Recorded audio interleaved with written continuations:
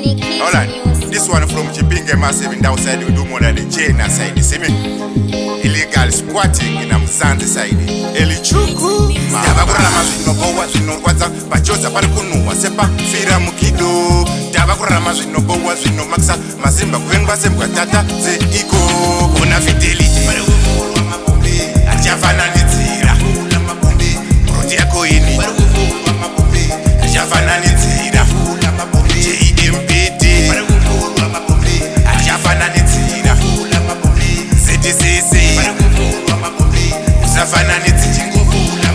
Angiyale kuya ekhaya. Kodwa bangiti benika iplana ngale jeni.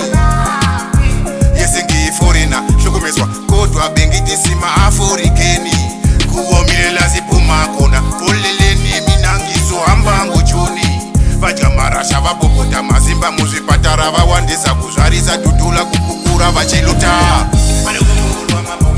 achafananidzira proti yako ini achafananidzira JMPD achafananidzira ZDCC usafananidzira kunogona kutonyoreswa neveambulenzi kurarama inyashati kuvhura mbombe fanika benzi kuno unoboya mkukuchira wakabata pendi emergency exist dzimba dzikuno dzine mavhendi rara ugokile rota uchipikirwa muvheni udambukile kungodalikila spetelemiti nometa une passport nyatwa ndeyepemiti vakabata chibharo inyaya yeheliti namafayafaya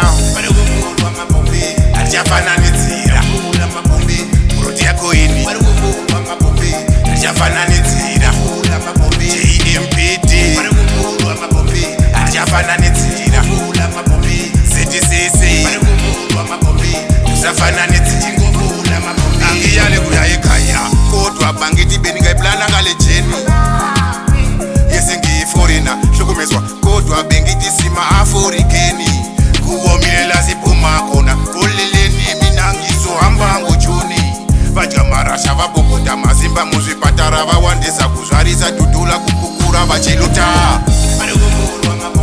achafananidzira proti yako ini achafananidzira JMPD achafananidzira